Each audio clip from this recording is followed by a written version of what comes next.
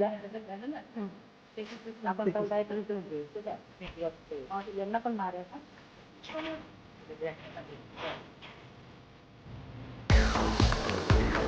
परगावातील पाहुणा बनला वादाचे कारण, बेदम मारहाण, गाडीचे नुकसान. जयंतीच्या दिवशी झाला वाद, तरी सुद्धा दुसऱ्या दिवशीही वाद विकोपाला. वाशिम जिल्हा प्रतिनिधी. नमस्कार, मी भाग्यश्री महाराष्ट्र न्यूज 24 लाईव्ह मध्ये आपले स्वागत करते. वाशिम जिल्ह्यातील मालेगाव तालुक्याअंतर्गत ब्राह्मणवाडा येथे विश्वरत्न डॉक्टर बाबासाहेब आंबेडकर यांच्या जयंतीनिमित्त भव्य दिवस स्वरूपात गावकऱ्यांनी भीम अनुयायांनी रॅली काढली. त्या रॅलीमध्ये गावातील काही जुने वाद सुद्धा असतील. त्या अनुषंगाने त्या गावातील संघर्ष घुगे हा जयंतीकरिता पुणे येथून आला. दरवर्षीप्रमाणेच याही वर्षी तो जयंती साजरी करण्यासाठी गावात आला व त्याच्यासोबत त्याचा मावस भाऊ सुद्धा होता.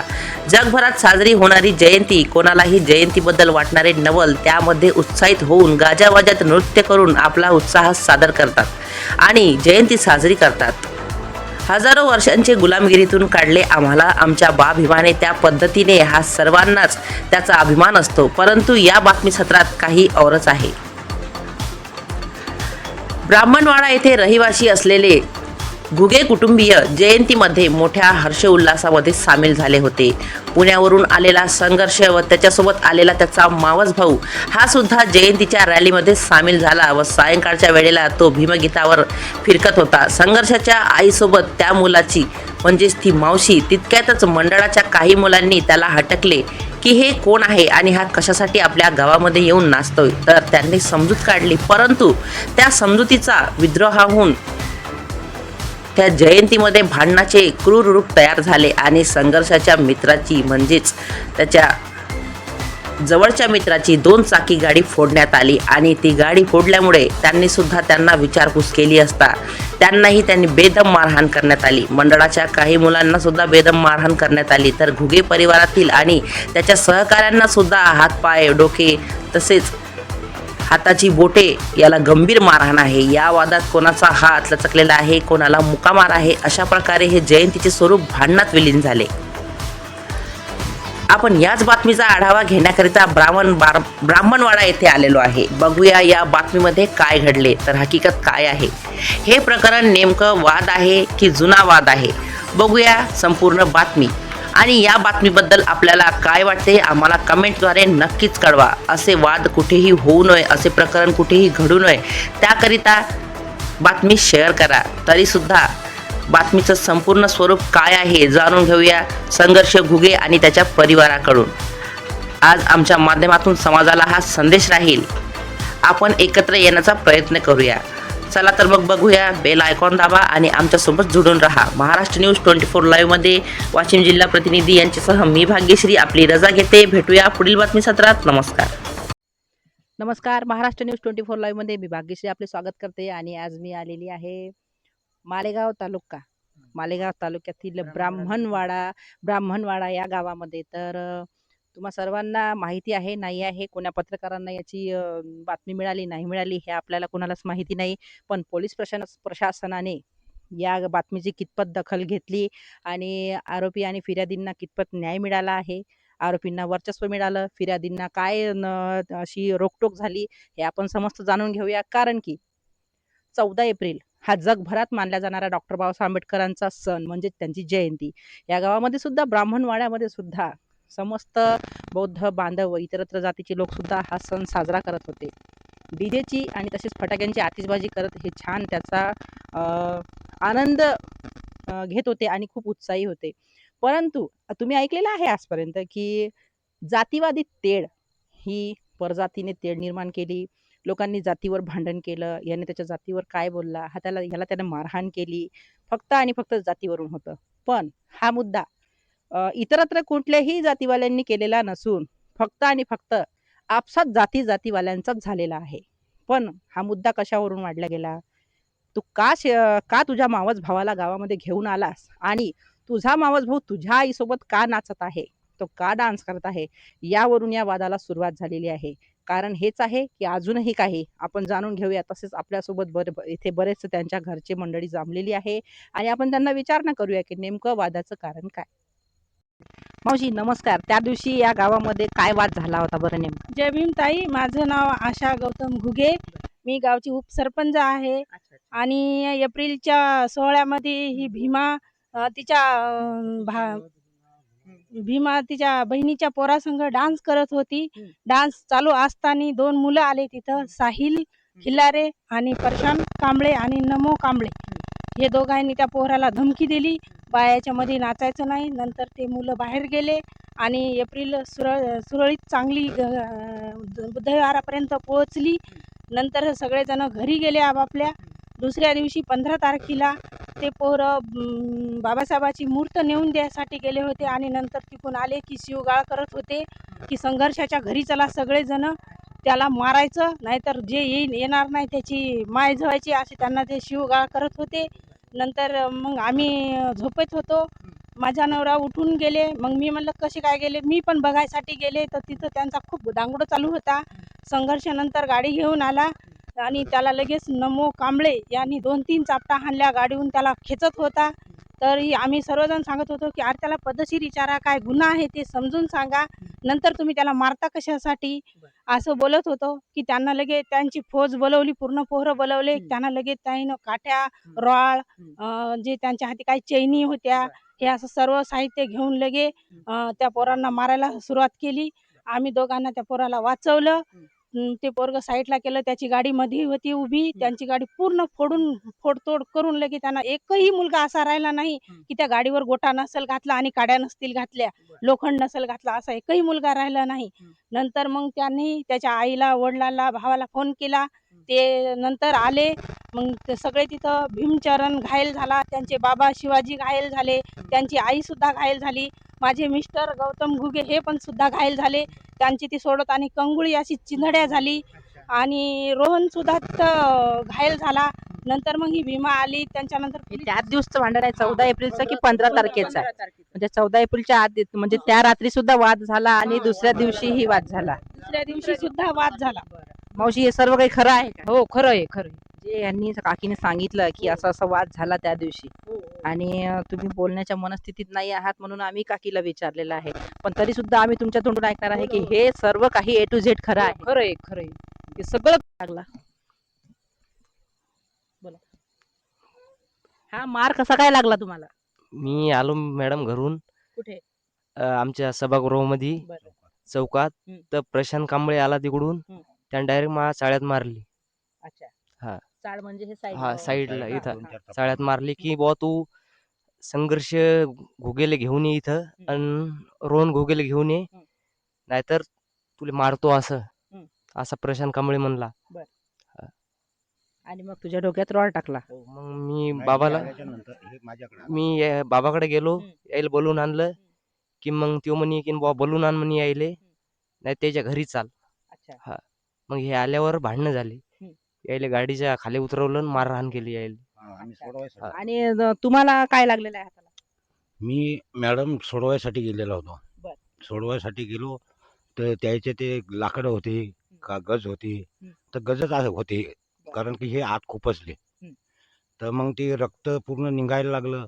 मला काही सुचेना मग काय करावं काय नाही करावं ते. मी विचारत जाऊ की बुवा माय पोरं कुठे येतं, मा भीमचरण कुठे, त्याला लय लागलं म्हणतात. मग मी असा एका बाजूला थांबलो तर एक जण म्हणे तुमचा भीमचरण नेला घराकडं, तुमच्या भीमचरणला लय लागलेलं आहे, त्याच्या डोसक्यातून निरा रगत चालू आहे, आम्ही त्याचं डोसकं धरून घराकडे नेलं. मग म्हटलं मा बारकं पोरगं कुठे येतं, ते मग ते त्याला पण घराकडे नेलं आणि तुम्ही पण घराकडे चला.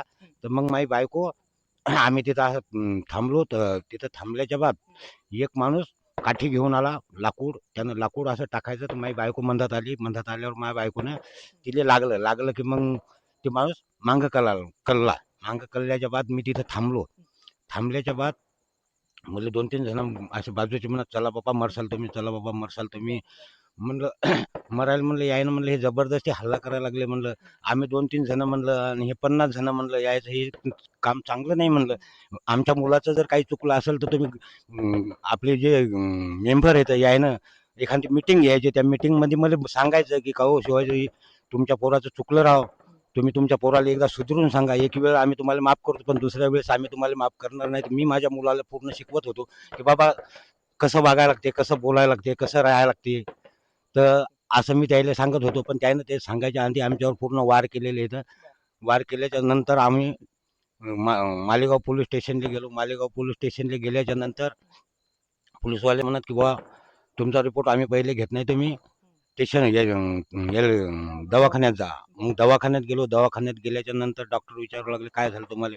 म्हणलं असं असं झालं. म्हणलं बुवा भानगडी झाल्या. म्हणलं मारलं आम्हाला गजानं काड्यानं यानं मारलं. म्हणलं मग बरं म्हणत काय गोड नाही. मग त्यानं मलमपट्टी केली. मग म्हणत आता वाशिमला जा ॲम्ब्युलन्समध्ये. म्हणलं आम्ही ॲम्ब्युलन्समध्ये मालेगावला जाऊ आणि मग इकडे आमचा रिपोर्ट कोणी घेणार नाही. आम्ही म्हणलं पहिले पोलीस स्टेशनला जातो. आता त्याने सांगितलं आम्हाला पोलीस स्टेशनमधून की तुम्ही दवाखान्यात जा. मग आम्ही रिपोर्ट लिहायसाठी तिथे गेलो होतो. ते म्हणत तुमचा रिपोर्ट आम्ही आज लिहित नाही, तुम्ही पहिले वाशिमला जा. मग आम्ही तिथून दवाखान्यात नाही आलो सरकारीमध्ये आल्यावर तिथं म्हणलं बुवा काहो डॉक्टर साहेब आता आम्हाला नेऊन घाला. म्हणलं बुवा आमच्या तब्येतीला गंभीर येतात. तर डॉक्टर म्हणू लागला की काहो मग तुम्ही मंगात जायचं असतं ना. म्हणलं बुवा पोलीसवाल्याने सांगितलं की तुम्ही दवाखान्यात या. दवाखान्यातून आल्याच्या नंतर पाहू काय करायचं ते. तर आम्ही गेलो होतो. बरं म्हणून बसा म्हणत आता. त्याच्यात बसलो. त्यानं वाशिमला नेऊन सोडलं. वाशिमला नेऊन सोडल्याच्या बाद आम्ही 2-4 जण त्याची मंडळी आमच्या आधीच पोहोचली तिथं. कमीत कमी 60-70 जण होते आलेले तिथं. तर मग आम्ही त्याच्या भिवून असं बाजूला गेलो. तिथं डॉक्टरनं आम्हाला ॲडमिट केलं. ॲडमिट केल्याच्या नंतर ते हात पायाला कुठे वार झाले, काय झालं ते पाहिलं. अशा प्रकारे मग तुमचा उपचार झाला आणि तुम्हाला टाके वगैरे बसले. त्यानंतर तुम्ही परत पोलीस स्टेशनला गेलात, बरोबर. आणि तुमच्याही हाताला कुठेतरी मार आहे. अच्छा, याला किती टाके आहेत? याला टाके गिके काय नाही, हे फक्त फाटलेलं आहे. हा. मी यायचे भानगडी चालू असते या संघर्षाला तिकडून गाडीवर येताना ते पहिले काय झालं की ते दुरावून ते माणसं गाडी घेऊन आले. तर तिथं ते शिवीगाळ करू लागले आम्हाला. मी तर झोपलेलोच होतो. तर मग मी म्हणलं बा शिवीगाळ कोण करायला लागलं. उठून गेलो पाहतो. तर हे प्रशांत कांबळे न ते त्याचे भाऊ न ते समजा त्याची पूर्ण गँग हे शिवा देऊ लागले. हा वाद झाला. हो. ठीक आहे, एक मिनिट. ठीक आहे. तर तो तुमच्या 14 वर्षाच्या मुलाचं काहीतरी मॅटर होतं, काय सांगत होता? माझा 14 वर्षाचा मुलगा घरात झोपेल असताना सुद्धा त्यांनी त्याचं नाव टाकलं. तो कशात आदित्य गौतम घुगे तो कशातही तो नसताना शिक्षण घेत आहे का? शिक्षण घेत आहे. 9व्या वर्गात त्याचे पेपर चालू आहेत आणि लेकराला त्यानं नाव टाकल्याबद्दल माझं लेकरू फार घाबरून गेलेलं आहे. एवढी विनंती आहे की त्याने माझ्या लेकराचे नाव काही टाकू नये. त्यांना नाव कुठे आहे तो सध्या, आहे का इथे हजर? इथं तो नाही, घरी आहे तो. चला तर मग मी तुम्हाला त्याच्याकडे घेऊन चालते. ज्याची गाडी होती, म्हणजे त्यानेच मित्राची गाडी घेऊन आला होता आणि तो त्याच्या मावस भावाला, सख्ख्या मावस भावालाच ना, सख्ख्या मावस भावाला पुण्यावरून चल माझ्या गावात 14 एप्रिल जयंती उत्सव हा कशा प्रकारे साजरा होतो, चल त्याचा आनंद तूही आज माझ्यासोबत घे, म्हणून त्याने त्याला इथे आणलं होतं. त्याने त्याच्या आईसोबत डान्स केला, नाचला तो, त्यामुळे हा वाद पेटला, कशासाठी नाचतोय म्हणून. तर मग चला आपण बाकी राहिलेलं आता जे काही आहे सविस्तर वृत्त आपण जाणून घेऊया संघर्ष घुगे याच्याकडून.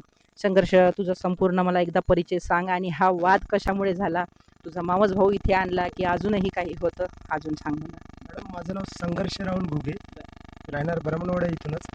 मी फक्त दिवाळी किंवा 14 एप्रिलसाठी पुण्यावरनं गावामध्ये येतो. पुण्याला काही शिक्षण घेतोयस का तू? नाही मॅडम, मी आता जॉब करतो पुण्यामध्ये. मी 14 एप्रिलसाठी दरवर्षी येतो गावामध्ये. मी गावामध्ये राहत नाही मॅडम. तर 14 एप्रिलमध्ये जसं की सांगितलं यांनी की बाबा माझा मावस भाऊ आलाय, डान्स केलाय. जसं की ते यांच्या गावामध्ये काय असते, यांनी 2 डीजे सांगितले. लेडीजमध्ये कोणी नाचायचं नाही, जेंट्समध्ये वेगळा डीजे आहे. तर माझं ते म्हणणं आहे आम्हाला समजून सांगायचं. मी त्या दिवशी पण ते मारत होते मला, मी त्यांना एकच विचारत होतो की माझा गुन्हा सांगा काय आहे, मला समजून सांगा. त्यांनी मारहाण केली, मी तरी पण गप होतो. मला त्यांनी अजून सुद्धा माझा गुन्हा सांगितला नाही. अजून पण मला धमक्या येतात की बा रिपोर्ट मागं घे. मला पैसे दिले त्यांनी रिपोर्ट मागं घ्यायसाठी. माझ्या तुला पैसे दिले का मग त्यांनी? दिले, मी ते वापस केले मॅडम. त्यांनी मला वापस केल्याचा पुरावा आहे का तुझ्याकडे? आहे, माझ्याकडे पुरावा पण आहे मॅडम. की त्यांनी सांगितले आमची नावं काढ म्हणून. मी म्हटलं जे मारहाण करण्यासाठी होती मी त्याची नावं का काढू. त्यांना माहिती आहे ना की आम्ही सर्व्हिसवर लागणार आहे, शिक्षण करत आहे. तर मग तुम्ही मारहाण करण्यासाठी आले का मध्ये? तुम्ही मारहाण करण्यासाठी नसते आले, मी तर पागल नाही किंवा तो नसताना त्याची नावं टाकायला. ठीक आहे. तर माझं अजून पण त्याचं म्हणणं आहे की माझा गुन्हा काय होता, मला मारहाण केली. तर माझा गुन्हा होता तर मला मारहाण केली. तर ठीक आहे, जे मध्ये आले सोडवायला त्यांना का मारहाण केली? तुझा गुन्हा हाच सांगितला का त्यांनी की तू तुझ्या मावस भावाला गावामध्ये घेऊन आला म्हणून? सांगितलंच नाही अजूनपर्यंत, मला माझा गुन्हा कळाला नाही की मला त्यांनी मारहाण हे का कसं काय गृहीत धरलं की तू तुझ्या मावस भावाला इथे घेऊन आलास म्हणून? तर त्यांची चर्चा आहे की बा गावामध्ये इतर गावचे लोक का आले गावामध्ये, अच्छा. त्यांचे पण नातेवाईक आलते, बरेच लोक आलते, मी बघितले एप्रिलमध्ये. मला सांग यात फक्त म्हणजे हा वाद तुमच्यातलाच बौद्ध जातीमध्ये झाला की अजूनही कुठल्या जातीचे लोक यात दखल घेत होते?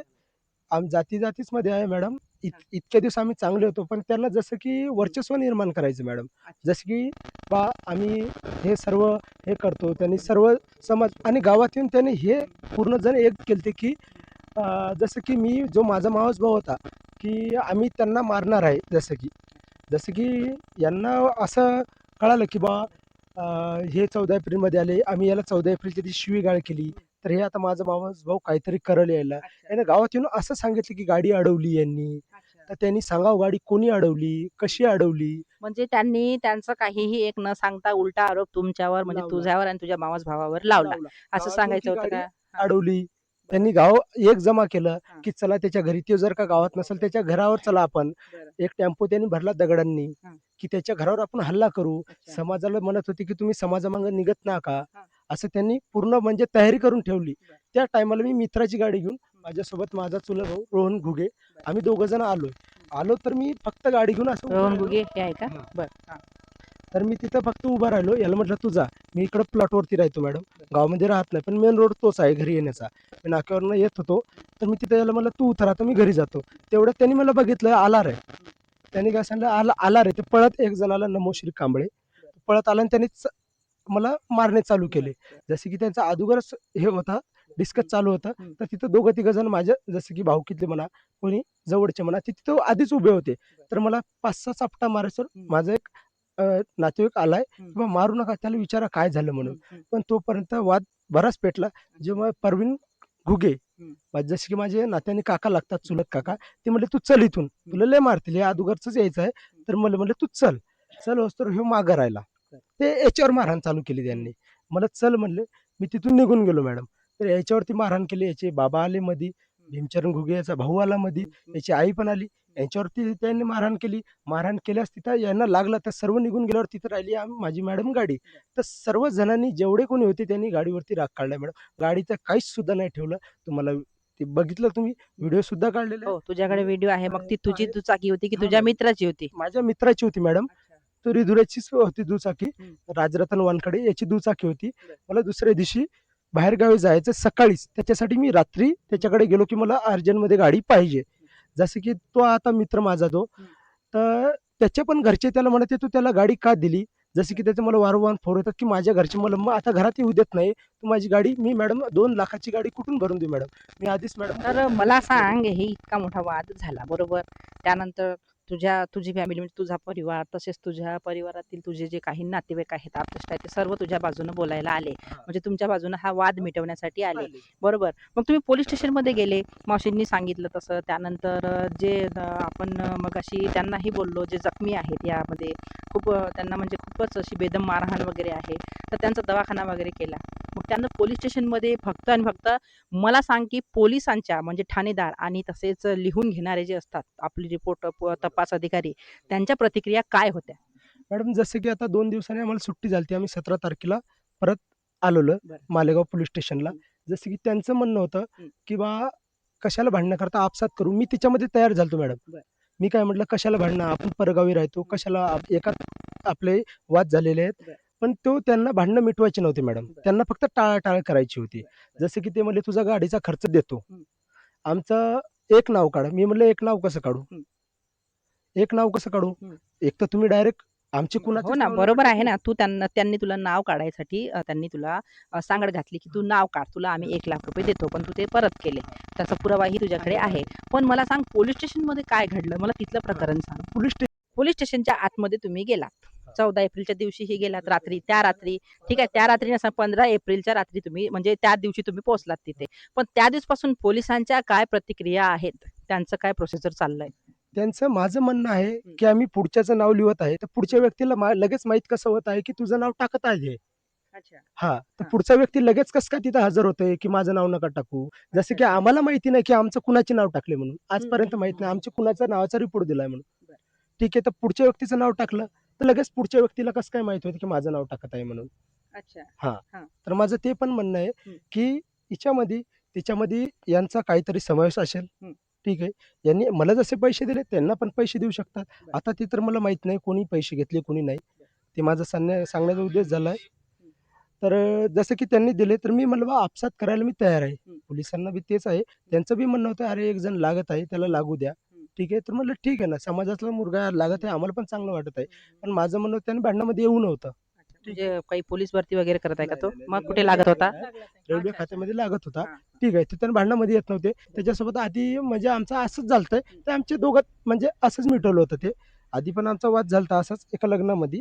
पण त्याचं काही नव्हतं. आमचं ते मित्रामध्ये होतं. तो पण माझा मित्र आहे. मला तर त्याच्याशी काहीही असं दुश्मनी वगैरे काही नाही, की त्याचं नाव का टाकत आहे.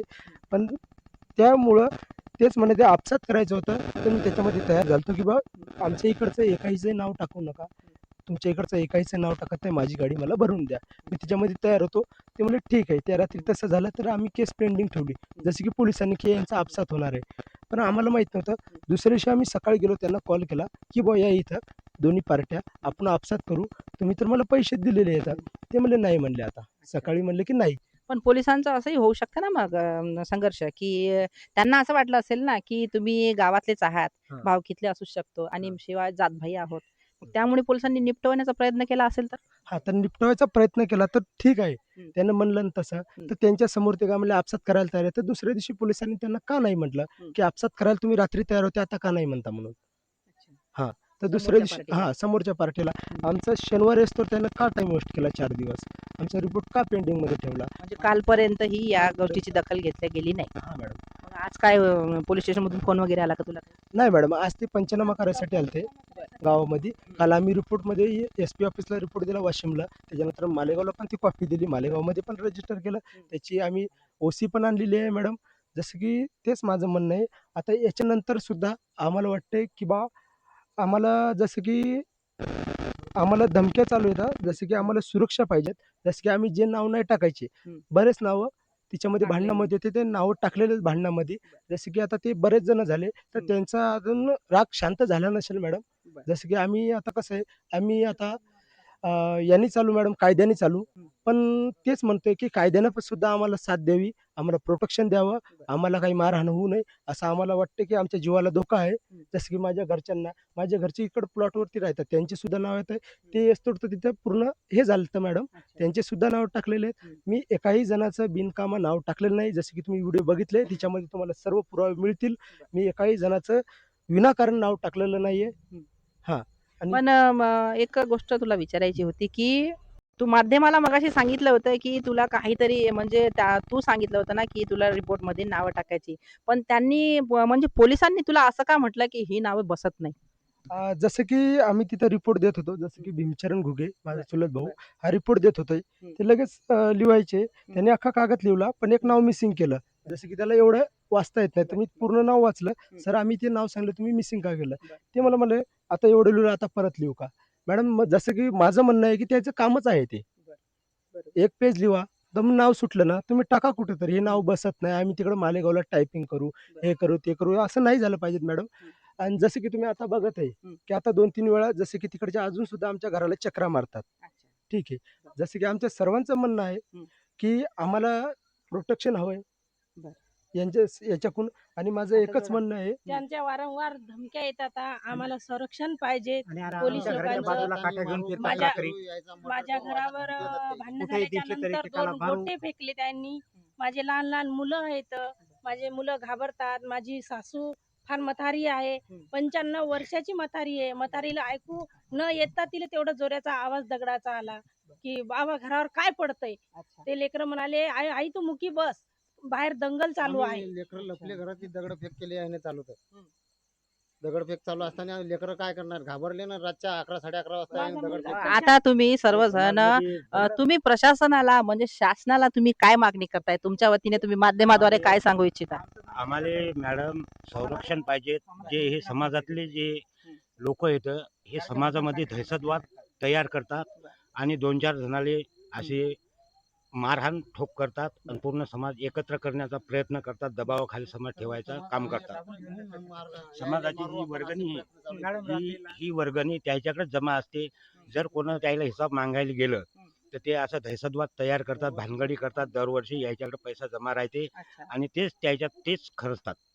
जे कार्यकर्ते येतात ते अजून त्याच्यातच सुद्धा मॅडम खर्चतात. 3 वर्षाचा हिशोब कुणालाही मिळालेला नाही. अच्छा. हा तिच्यामध्ये जसं की तुम्ही क्लिपमध्ये बघितलेलं त्यांनी ते ओरडू सांगितलं. आता कोण येते हिशोब मागायला? आता बघू. ठीक आहे. सगळ्यामध्ये कसं तर आपण पाहत आहात की यांनी आपली व्यथा ही माध्यमासमोर मांडलेली आहे आणि तसेच हे सांगत आहेत की गावामध्ये खूप मोठी गावामध्येच नव्हे तर आमच्या घराजवळ ही खूप मोठी दहशत निर्माण झाल्यासारखी आहे. गावात तर ते करतायतच दहशतीचं प्रमाण. पण यांच्या घराजवळच लहान-लहान मुलं घरात खेळत आहेत. तर ती रात्रीची अर्ध्या रात्रीची उठून बसतायत कारण की त्यांच्या घरावर दगडं फेकल्या जात आहे. पण हे कशामुळे? फक्त आणि फक्त का तुम्ही हिशोब विचारताय? का परगावचा व्यक्ती इथे नाचण्यासाठी आणताय? स्त्रियांनी नाचू नये आणि तेही आपापल्या मुलांसोबतही नाचू नये अशी बंधनं टाकतायत आणि परत अश्लील शिवीगाळ. त्यानंतर हे समाजामध्ये कितपत योग्य वाटतंय? काय सांगाल आपण यावर?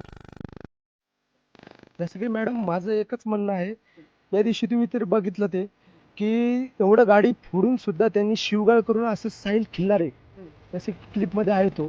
तो म्हणत आहे गाडी फोडल्याच्या नंतर, की आता कोण येते हिशोब मागायला? आता बघू एखाद्याची त्यांनी बेकार शिवाय दिलेलं त्याच्यात ते क्लिपमध्ये तुम्हाला दिसूनच येईल मॅडम. मी ते बोलू पण शकत नाही. माझं एकच म्हणणं आहे, तुम्ही जाती-जातीमध्ये नाही का पार्टिशन करू नका. आतापर्यंत रक्त नाही झालंय, पण तुमचं नवं रक्त आहे. तुम्हाला काय वाटतं तुम्ही वरच्या हे इंग्रजाच्या काळासारखं झालंय. आम्ही गावातले असून घुगे, आम्ही गाववाले असून आम्हाला त्यांच्या समोर असं मान वर करायची हे नाही राहिली मॅडम. कारण की त्यांनी जसं की आमच्या घरच्या बाहेर विहिरीवरती गेल्या त्यांनी त्या वापस लावले. पाणी भरायचं नाही घुगे त्यांनी सांगितले बा हे घुगे आम्हाला नकोय. त्यांचं असं आहे माझं एकच म्हणणं आहे की त्यांना असं करू नये म्हणून जातीमध्ये करू हे करू नये दहशतवाद फैलू नये माझं एकच म्हणणं आहे मॅडम. जय